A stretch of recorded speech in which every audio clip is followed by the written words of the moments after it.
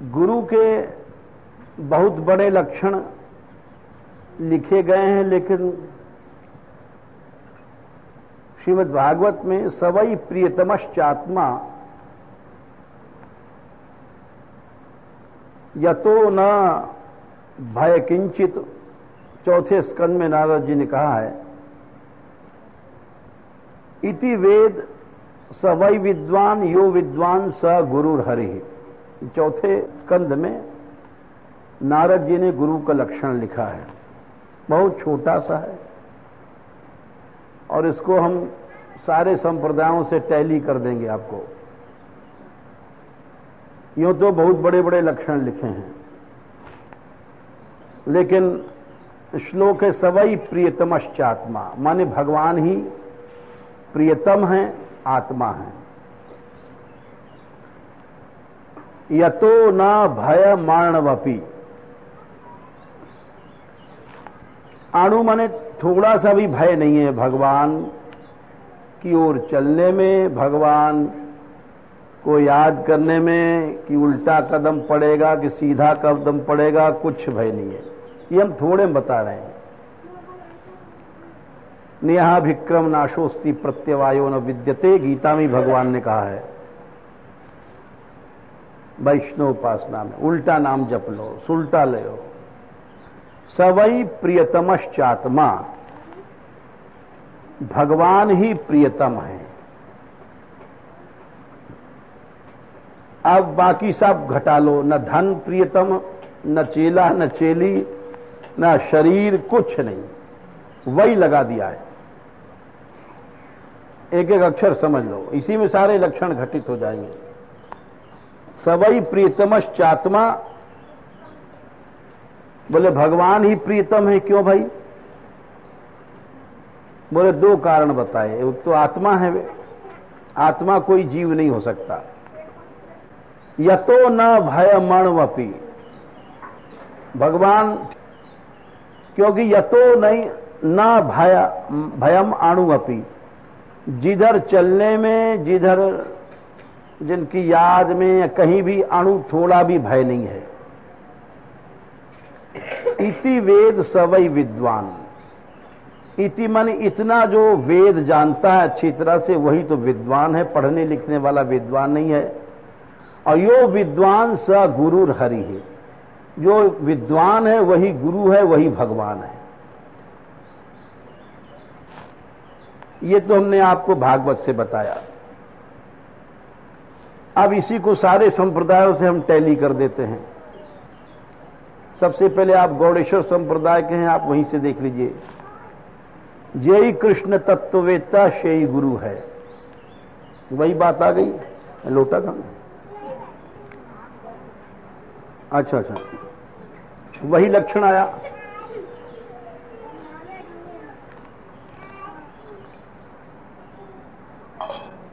इसी तरह से यही भाव सब जगह है। अपने अपनी आचार्य गुरु को जानता है, वही रसिक है। पहले रसिक जनन को सेवय, पहले अपने राधा वल्लभी कहते हैं धर्मियों को सेवय, साचे धर्मी को है। सब जगह यही बात मिलती है, सबका मूल यही है कि जो जानता है कि एकमात्र प्रीतम भगवान है, और वो जानने का मतलब उसकी क्रिया में हुई है। यदि वो क्रिया में नहीं है तो गुरु भी विमुख हो जाता है। बिहारी देव जी ने लिखा है, जो गुरु करे शिष्य की आश, और श्याम भजनते भया उदास।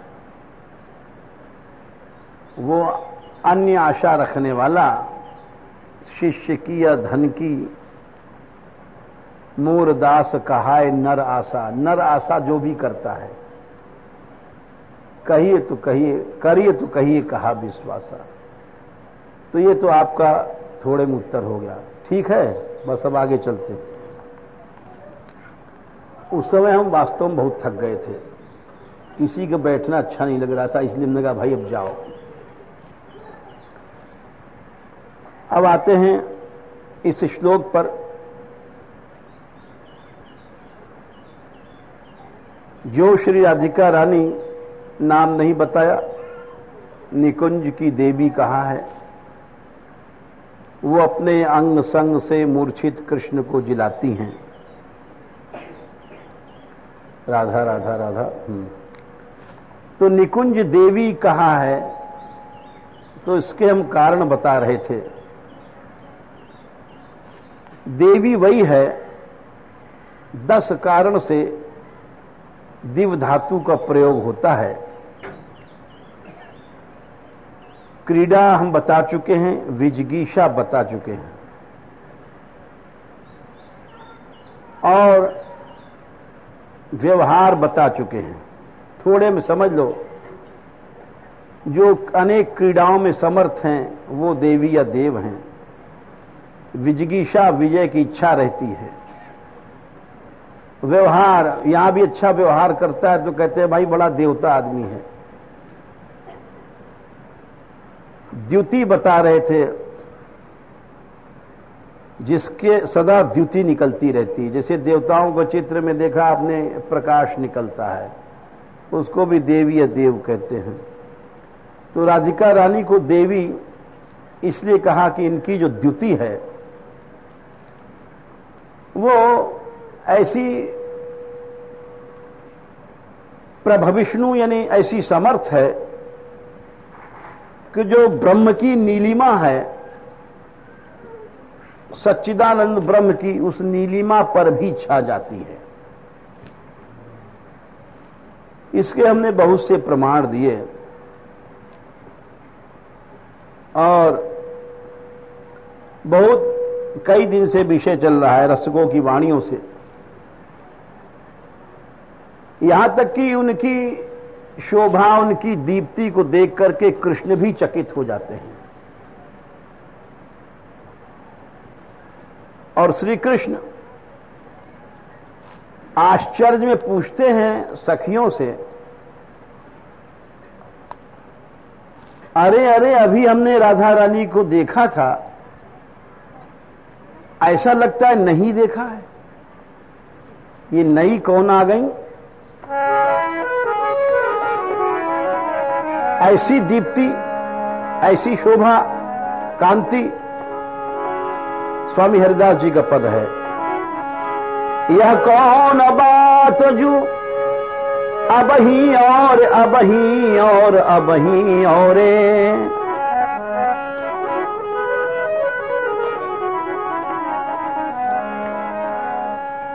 पूछते हैं अरे ये कैसी बात है कि अभी कुछ और थी, अभी और हैं, अभी और हैं। तरंगों की, कांतियों की छटा बदलती रहती है। ये बिहारिणी यानी राधा रानी की कैसी छटा है? श्री कृष्ण ही चकित होकर के पूछते हैं। और जब श्री कृष्ण ही चकित होकर के पूछते हैं उनकी द्युति के विषय में, तो उसका वर्णन कौन कर सकता है? उसका वर्णन नहीं हो सकता, क्योंकि यदि कोई और चकित होता है, उपासक चकित होता है, तो वो तो छोटी बात है ना। श्री बिहारी जी ही आश्चर्य में हैं कि यह कौन जो बात अबही और अबही और अबही और। ये बार बार जो श्री राधिका रानी की एक विचित्र छटा, विचित्र कांति है, ये हमारी ही समझ में नहीं आती। बिहारी जी कहते हैं इसीलिए इसी बात को, दीप्ति की बात को बिहारी ने, कवि ने सतसई में सबसे पहले दोहाल लिखा कि मेरी भव बाधा हरो। राधा नागरी सोए, जातन की झाई पर श्याम हरित दुति हो। जिनके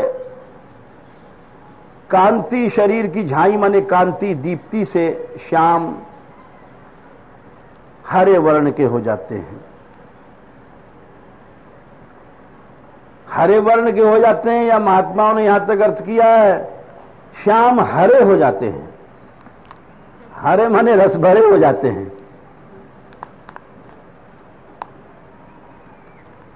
बहुत सी भाव बताए हैं जिन राधा रानी की दीप्ति से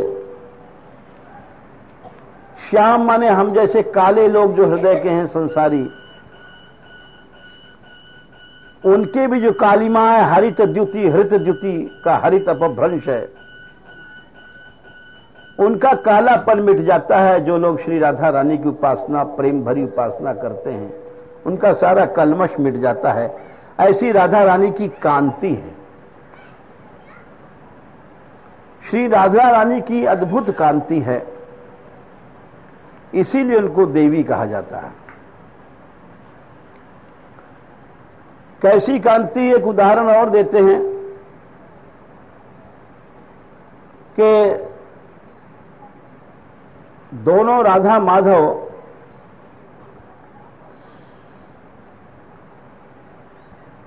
श्री यमुना स्नान करने गए। वृंदावन धाम है, बड़ा सुंदर यमुना जी का तट है। यमुना ऐसी बह रही हैं जैसे नीलमणि की धारा।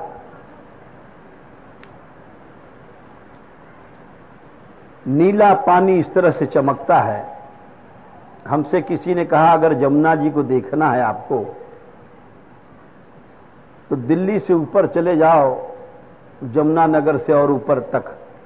ऐसा लगता है अभी कि एकदम नीला चमकता रंग चला रहा है। ज्यों ज्यों यमुना दिल्ली से आसपास तक तो कहना चाहिए एक कलयुग का प्रकोप,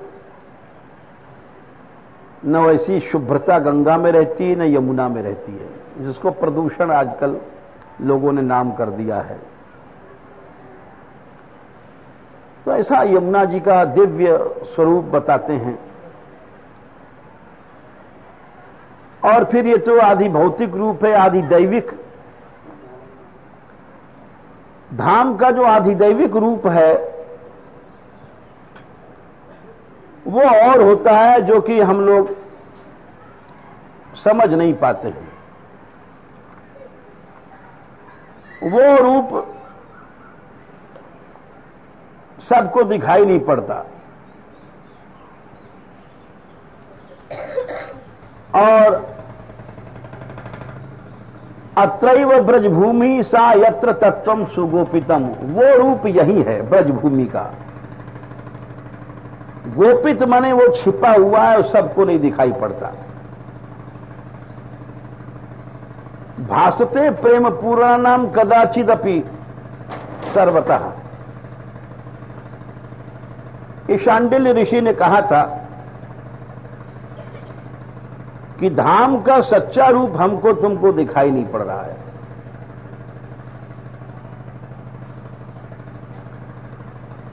बरसाना कैसा है हमें तुम्हें दिखाई नहीं पड़ रहा है, और वृंदावन कैसा है हमको तुमको दिखाई नहीं पड़ता है। दिखाई किसको पड़ता है? भासते प्रेम पूर्णा नाम, जिसका हृदय प्रेम से भरा हुआ है, उसको इस धाम का वास्तविक सच्चा रूप दिखाई पड़ता है, जहां राधा रानी खेलती है। हमको तुमको तो यहां गंदगियां भी दिखाई पड़ती हैं, और इसीलिए हम लोग ये सब बातें कल्पना नहीं कर सकते, जान नहीं पाते। तो समझो कि उस वृंदावन की बात कर रहे हैं हम, ये हम पहले बता दें, क्योंकि आज कहीं आप सोचने लग जाओ वहां तो जमुना जी में पानी नहीं साहब, वहां ऐसी लीला ये गा रहे हैं, वहां तो कैसे होगी। इसलिए हमने पहले से मनुष्य है ना, जाने क्या क्या सोचता है। हम उस वृंदावन की बात बता रहे हैं जहां श्री राधा रानी और श्री कृष्ण खेलते हैं, और बड़ा सुंदर यमुना जी का मणिमय तट है, और वृंदावन के दिव्य पुष्प जहां खिलते हैं, सारा फूलमय है, पुष्पमय है धाम का स्वरूप, जो हम थोड़ा थोड़ा कभी बताते भी हैं। तो आगे चलते हैं, उनकी कांति के विषय में कैसा एक नमूना दे रहे हैं समझाने के लिए कि वृंदावन में यमुना जी में राधा रानी और श्री कृष्ण दोनों सखियों को साथ लेकर के गए। जब गए तो श्री राधिका रानी श्याम सुंदर से बोली कि स्नान करो। श्री राधिका रानी की कुछ गंभीर प्रकृति है और श्याम सुंदर की चंचल है। कालिंदी तटकुंजम कलिंदगिर नंदिनी पुलिन मालती मंदिरे प्रविष्ट वनमालिना ललित केली लोलीकृते। वो स्वयं चंचल हैं और श्री जी को भी चंचल बनाते हैं, इसलिए कृष्ण का एक नाम चपल भी है, चंचल है। तो श्याम सुंदर बोले अजी स्नान क्या करेंगे, कोई खेल खेलें, कौतुकी है ना। तो श्री जी बोले कि क्या खेल खेलोगे। तो श्याम सुंदर बोले लाडली जी आज तो जमुना जी में चुब्बक चुब्बकी का खेल हो जाएगा, छुआ छुई का। बोले कैसे खेलोगे। वो श्याम सुंदर बोले ऐसा है कि अपनी घात लगा रहे हैं, कहीं हम छिप जाएं एकांत में, आप हमको ढूंढो, और कहीं आप छुप जाओ हम आपको ढूंढें। जल के भीतर चाहे चुब्बक में छुप जाओ, चाहे तो बाहर कहीं कुंज में छुप जाओ निकल करके। ये खेल सब लोग जानते होंगे, हमने भी बचपन में खेला है। और चोर सिपाही का खेल कह लो इसको, या जाने कई कई अलग अलग नाम होते हैं, हर बच्चा खेलता है इसको कि छिप जाते हैं तो सब लोग ढूंढते हैं, ऐसा खेल होता है। ये लीला है, खेल है। श्याम सुंदर बोले अच्छा ठीक है, यही खेल हमको अच्छा लगता है। श्री जी बोली अच्छा तो फिर कैसे शुरू होगा। बोले पहले तो ये निर्णय जैसे हम लोग थे कि चोर कौन है इसको निर्णय किया जाए, तो कहीं उंगली पकड़ के होता है, कहीं कैसे होता है, कहीं गोट से होता है उसको एक को चोर बनाया जाता है, बाकी लोग छिपते हैं, शाह बनते हैं। तो बोले कौन पहले चोर बनेगा। तो श्याम सुंदर सोच रहे हैं कि चोर हम ही बन जाएं, क्योंकि श्री जी एकांत में छिपेंगी तो हम जाके पकड़ लेंगे, यहां तो सखियां भी हैं। तो बोले फिर आप जब हमको माखन चोर चोर चोर कहती हो तो चोर तो हम ही हैं। बोले तो तुम ही बन जाओ चोर। अब वो बन गए तो ताली बजाई गई, आंख वाँख बंद कर गया, और छिपो सब लोग जा करके। तो जिसको जहां छिपना था सब छिप गए और ताली बजाई गई। श्याम सुंदर से कहा गया अब ढूंढो कहां कौन है। तो श्याम सुंदर चले ढूंढने। यमुना जी में ढूंढा, श्री जी नहीं मिली। कुंज में ढूंढा, पास में ही जहां मालती मंदिर से खेल शुरू हुआ, श्री जी नहीं मिली। अब सारी चतुराई उनकी भूल गई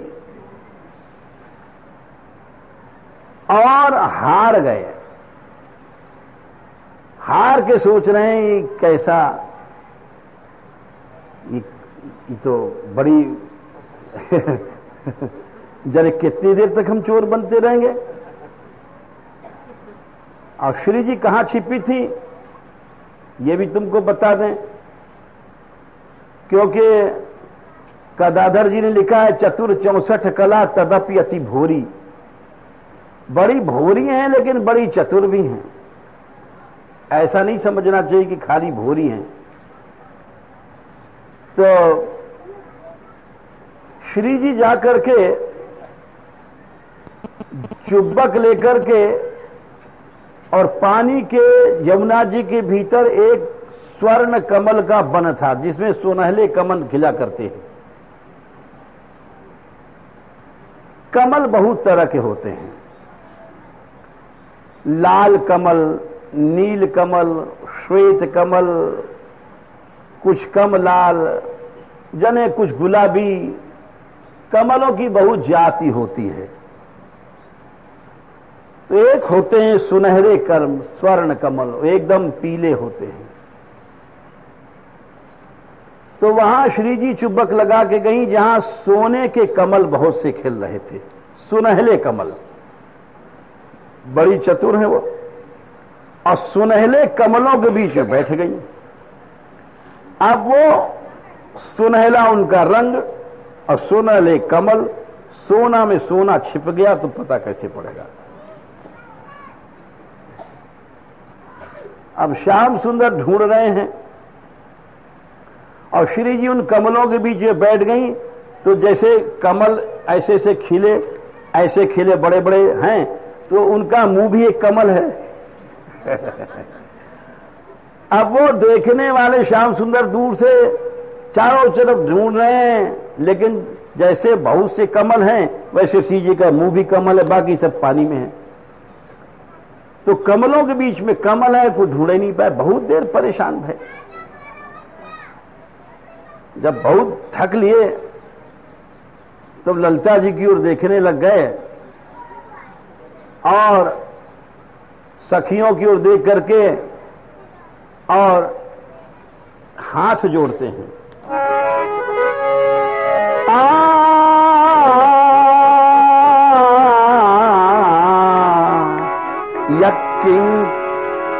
यस्यास्ते बत किंकरीषु बहुशः चाटूनि वृंदाटवी कंदर्प कुरुते तवैव किमपि प्रेप्सु प्रसादोत्सवम् सांद्रानंद घनानुराग लहरी निस्यन्दी पादाम्बुजद द्वंद्वे श्री वृषभानुनंदिनी सदा वंदे तव श्री पदम। जो श्री कृष्ण सदा यस्यास्ते बत के, राधा रानी तो छोड़ दो, उनकी सहचरी और दासियों के चरणों में अपना मयूर मुकुट स्पर्श करा करके प्रार्थना करते हैं। यस्यास्ते बत किंकरीषु बहुशः चाटूनी, और उनकी चाटूनी माने चापलूसी करते हैं। कौन करते हैं? किशोरी जी की सहचरियों के चरण पकड़ करके उनकी चापलूसी कौन करते हैं? बोले वृंदाटवी कंदर्प। अनंत कामदेवों को मोहित करने वाले इस वृंदावन के जो कंदर्प है मदन मोहन प्रभु, वो जाकर के उनकी चापलूसी किया करते हैं। क्यों करते हैं? बोले राधिका रानी के चरणों से ऐसा रस निकलता है। सांद्रानंद घनानुराग लहरी निस्यन्दी पादाम्बुजद। अनुराग प्रेम रस लहरी सदा एक धारा के रूप में निकलती है राधा रानी के चरणों से। सांद्र में कहते हैं घन घनीभूत, थोड़ा बहुत नहीं, जैसे कहीं छोटे मोटे झरने से पानी टपकता, ऐसा नहीं है। झरझर झरझर झर सांद्र घना घना घना प्रवाह निकलता है राधिका रानी के चरणों से। सांद्रानंद घना अनुराग लहरी निश्यन दीपा दाम बुजद द्वंद्वे श्री वृषभानंदिनी। हे राधे सदा वंदे तव श्री पदम, हम आपके उन चरणों की सदा वंदना करते हैं जिन चरणों की दासियों की चाटुकारिता श्री कृष्ण करते हैं। तो श्याम सुंदर ने जाकर के सखियों से कहा, ललिता जी से सबसे, कि हम हार गए, आप बता दो कि राधा रानी कहां है, हम नहीं ढूंढ सकते। अब वो सखियां भी बड़ी सावधान रहती हैं कि हम ऐसे कह दें कि वहां राधा रानी है तो फिर श्री जी नाराज हो जाएंगी। एक खेल है, वो श्री जी से कैसे बिगाड़ उनसे भी नहीं चाहती हैं क्योंकि उनकी स्वामिनी है, और इनको भी निराश नहीं करना। दोनों को मेरे माई गौर श्याम दो आंखी, रसिक लोग कहते हैं राधा और कृष्ण हमारी दो आंखें हैं। जुगल माने क्या, एक एक मिलके दो होते हैं, दोनों को घटा बड़ा मत समझना, समरस। बोले क्यों, अगर घटा बड़ा कर दोगे, ये दो आंख हैं, एक आंख ऐसी हो गई किसी की तो मामला गड़बड़ हो जाएगा। अरे कहेंगे भैरा है तो इसीलिए जुगल उपासना माने दोनों बराबर एक एक, नहीं तो 1.25 पौन 1.5 हो जाता है, मामला गड़बड़ हो जाता है। तो इसीलिए सखी लोग श्याम सुंदर से भी, उनको भी निराश नहीं करना चाहती हैं। अब देख रही हैं कि हम श्री जी, उनकी नजर में है कि श्री जी कहां गई हैं, क्योंकि जब श्याम सुंदर की आंख बंद थी तो सोचती हैं कि अगर हम इशारा कर दें यहां है श्री जी तो फिर श्री जी बिगड़ जाएंगी, और नहीं बतावें तो इनका भी दया आ रही है। तो उन्होंने क्या किया, सखियों ने इशारा कर दिया, मतलब उस दिशा में जिधर सोने के कमल थे, सुनहरे कमलों का जो वन था, जहां सोने के कमल खिले हुए थे, आंखों से ऐसा चुपचाप इशारा किया कि श्री जी भी नहीं देख पाई। बहुत सी बात श्री जी से छिपा जाती है, कई जगह लिखा है, संकेत कुंज मनु कंजर मास्तरी तुम तत्त प्रसादम अभिता खलु संवरी तुम। संवरी तुम माने आप ढकने के लिए, आप बहुत सी बातें आपसे ढकी भी जाएंगी तो श्री जी को नहीं बताई जाएंगी। ये बड़ा विचित्र है सहचरी भाव, ऐसे थोड़ी है। कौन सी बात श्री जी को बताना है, कौन सी नहीं बताना है, ये सहचरी जानती है। कौन सी बात छिपाने में रस बढ़ती है, वो जानती है। तो श्री जी से छिपाना भी है, बोले यही रस है और यही उनकी सेवा है। तत्त प्रसादम अभिता खलु संवरीतुम त्वाम श्याम चंद्रम अभिसारयितुम धृताशे श्री राधिके मई विधेहि कृपावलोकम। बहुत सी बातें छिपाई जाती हैं, जो हम समय पर बताएंगे। अभी तो हम यही बता रहे हैं कि श्री जी से छिपाना है उनको, और छिपा करके उन्होंने अपनी आंखों से एक ऐसा सुंदर इशारा किया, मान लो इधर है सुनहला कमल बन, तो श्री जी को पीठ करके ऐसे कर रही हैं, इधर चले जाओ। झट श्याम सुंदर समझ गए, वो बहुत चतुर हैं। श्री जी सोने सुनहले कमल के बनों में छिप गई हैं। और अब समझे तो हम कैसे पहचान सकते हैं, सुनहले वही रंग तो श्री राधिका रानी का है, तप्त कांचन गौरांगी, सुनहले कमल वाला, व्याकोशेंदी वर विकसता मंद हेमारविंद, हेमारविंद, सुनहले कमल की कांति वाली है राधिका रानी। बोले सुनहले कमलों के जंगलों में छिप गई हैं श्री जी। अच्छा, समझ गए श्याम सुंदर। श्याम सुंदर ने इशारा दे दिया, अब जाओ मत बताओ, हम ढूंढ लेंगे। इशारे इशारे में बात हो गई। इसके बाद में वो श्याम सुंदर चले और सुनहले कमलों के वन में चले गए, यमुना जी में तैर करके और पहुंचे वहां। अब सवाल तो ये ना कि जैसे हनुमान जी गए थे संजीवनी बूटी ढूंढने, तो रावण ने क्या किया था, संजीवनी बूटी कौन है, जिसमें चमक निकलती रहती है, रोशनी। तो जितनी औषधियां थी सब में रोशनी जला दिया था। अब हनुमान जी कैसे ढूंढे, सबके अंदर चमक है। तो वो श्याम सुंदर सोच रहे हैं ये बड़ा कठिन काम हो गया, यहां अनंत कमल, सैकड़ों कमल हैं। अब ध्यान से देख रहे हैं, लेकिन वो श्री जी ऐसी चुप थी, न हिल नहीं थी न डोल नहीं थी, कि उन कमलों की भीड़ में उनका जो मुख कमल था वो अलग से दिखाई नहीं पड़े। क्योंकि भाई जो हिले डुले तो मालूम पड़े। अब बहुत से कमल हैं, वो एक से हैं, पता ही नहीं पड़ा।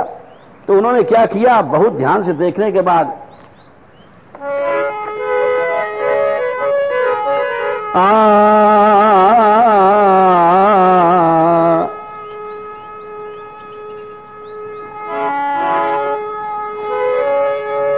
जल क्रीडा काले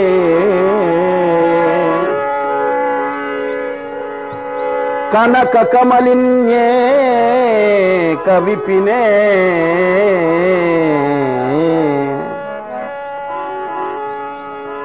अपना मन ले चलो वहां यमुना जी किनारे।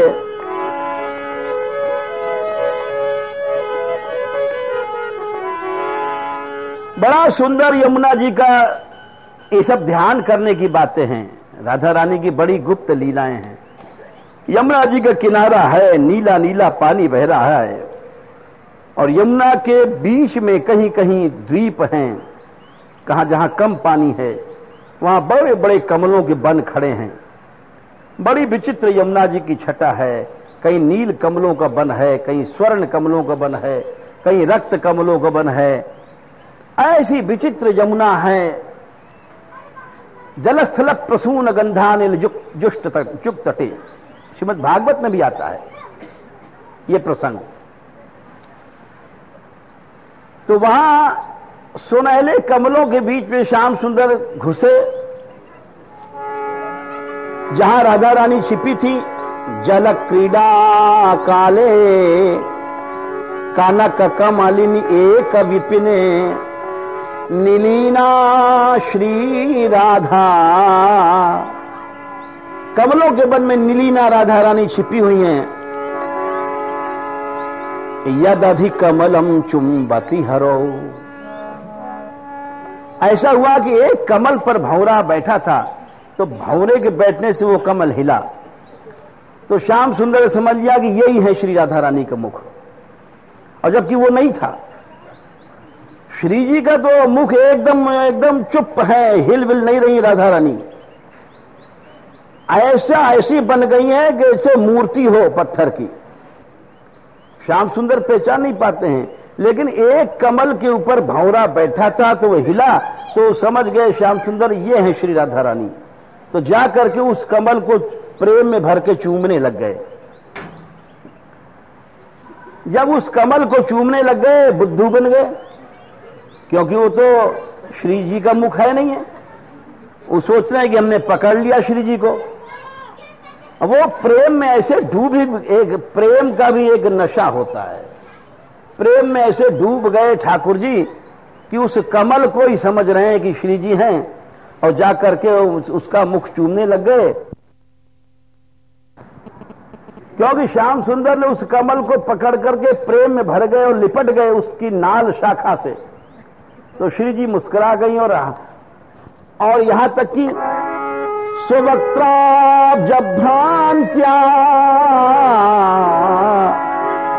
हसित मथनालम स्थगयितुं हसित्वा कांतेन ध्रियत हसिताली परिकरा। जब श्री जी हंस गई तो वो ऐसी जोर से उनको हंसी छूटी, उनकी प्रेम की चेष्टा को देख करके। अरे श्याम सुंदर ने समझा ये तो हम धोखा खा गए। जब जिधर से हंसी आ रही थी पीछे मुड़ के देखा तो समझ गई श्री जी तो हैं। तो उस कमल को छोड़ करके जाकर के उन्होंने स्ववक्त्राब्ज भ्रांत्या हसित मथनालम स्थगई तुम, श्री जी ने अपनी हंसी रोकने की तो बहुत कोशिश किया, क्योंकि सोचती थी और कुछ लीला देखें, लेकिन हंसी ऐसी आई कि रोक नहीं सकी हैं। और जब रोक नहीं सकी तो पोल खुल गई। हसित्वा कांते न कांत, माने श्री कृष्ण ने जाकर के श्री जी को पकड़ लिया। जब पकड़ लिया और अपनी तारीफ करने लगे, देखो हमने आपको ढूंढ लिया। जब ऐसी तारीफ किया तो सब सखी दूर इस किनारे पर खड़ी हंसने लगी, हा, बड़े चतुर बनते हैं। हंसिताली परिकरा, बोले सब सखी हंसने लग गई। तो श्री जी को शंका हुई कि सखी क्यों हंस रही हैं, कहीं इन्होंने तो भेद नहीं दिया है। तो फिर वो श्री जी जब श्याम सुंदर की ओर से मुंह हटा करके सखियों की ओर देख रही हैं, तो सखियां और जोर से हंसने लग गई।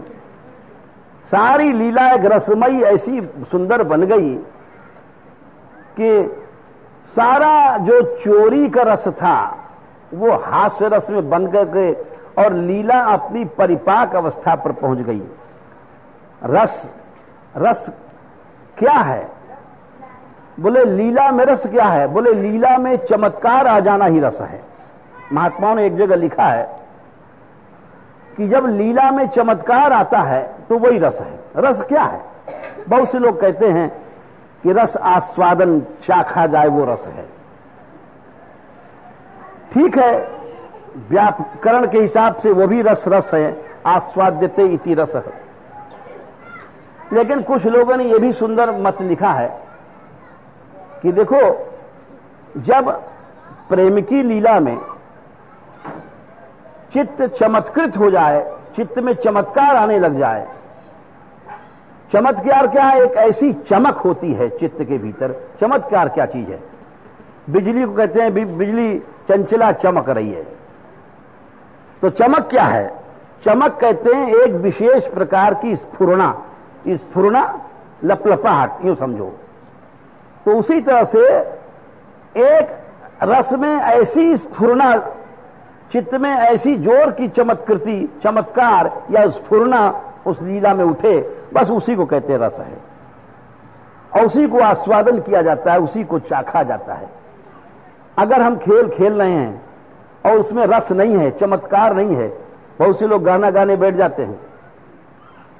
और अक्सर होता है हमारे यहां यात्रा में, सब लोग चाहते हैं कि हम भी बाजा पर बैठ के तान तोड़ें, इतने लोगों के बीच में गाना बैठे हैं। अब वो बैठ जाते हैं भोंपा सुर लेकर के, और भोंपा सुर लेकर के उनको तो ऐसा लगता है हम बड़ा अच्छा गा रहे हैं, लेकिन सारे जितने लोगों को रस नष्ट हो जाता है।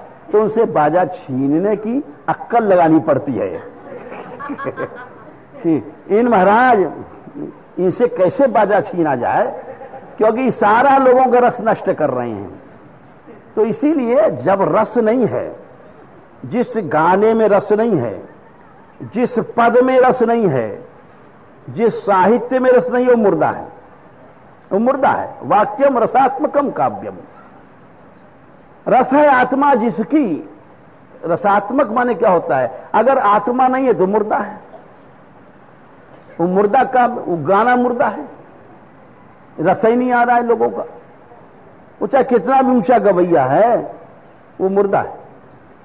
इसी तरह से कोई खेल, कोई प्रेम की लीला, प्रेम का मिलन, कोई प्रेम का चेष्टा, उसमें जब चमत्कार आता है तब उस चमत्कार को रस कहते हैं।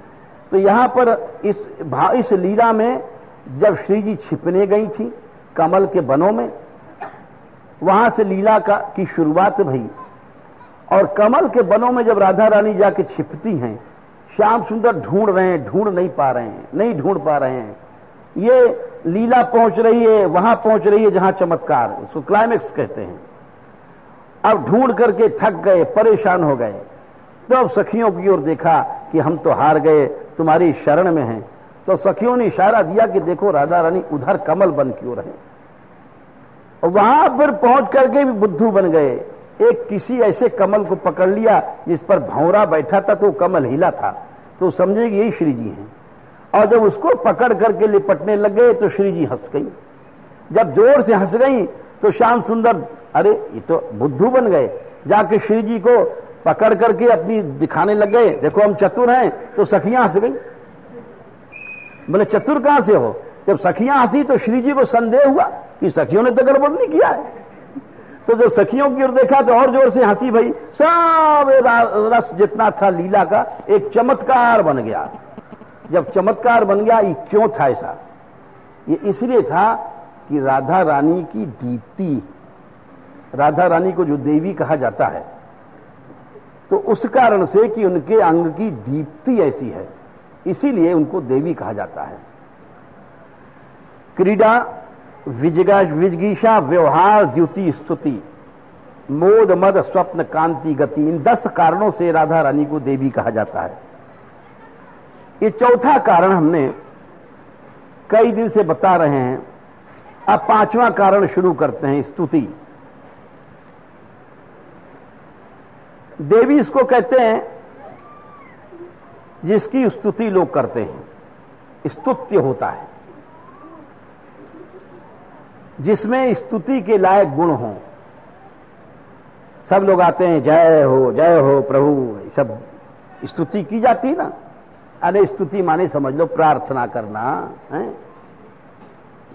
तो उसको देवी कहा जाता है। बोले श्री राधिका रानी देवी इसलिए हैं, गुणों के कारण श्री कृष्ण भी इनकी स्तुति करते हैं। अरे कृष्ण तो करते हैं, ये तो हम आपको कई उदाहरण दे चुके हैं गीत गोविंद आदि से। त्वमसि मम जीवनम, हे राधे आप ही हमारी जीवन है, इन्हें आपके बिना हमारा जीवन जीवन नहीं है। वृंदावन के हर लता, वृंदावन के हर पुष्प, वृंदावन के पक्षी सब राधा रानी की स्तुति करते हैं। आपने दोहा भी सुना होगा, वृंदावन के वृक्ष को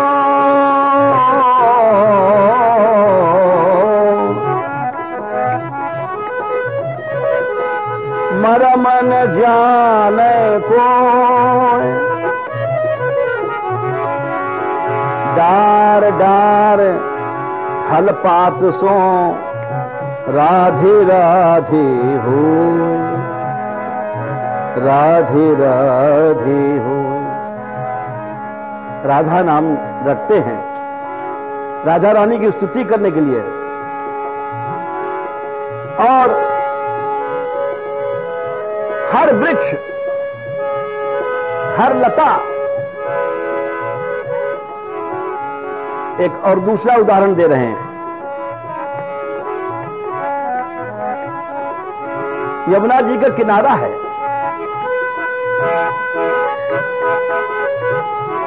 मन वहां ले चलो, यमुना बह रही है, नीला पानी, नीली धारा चमकती हुई नीलमणि की तरह बहती चली जा रही है।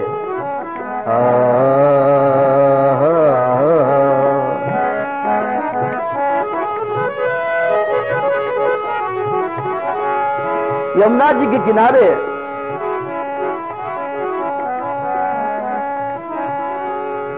राधा माधव एक कुंज में बैठे हैं।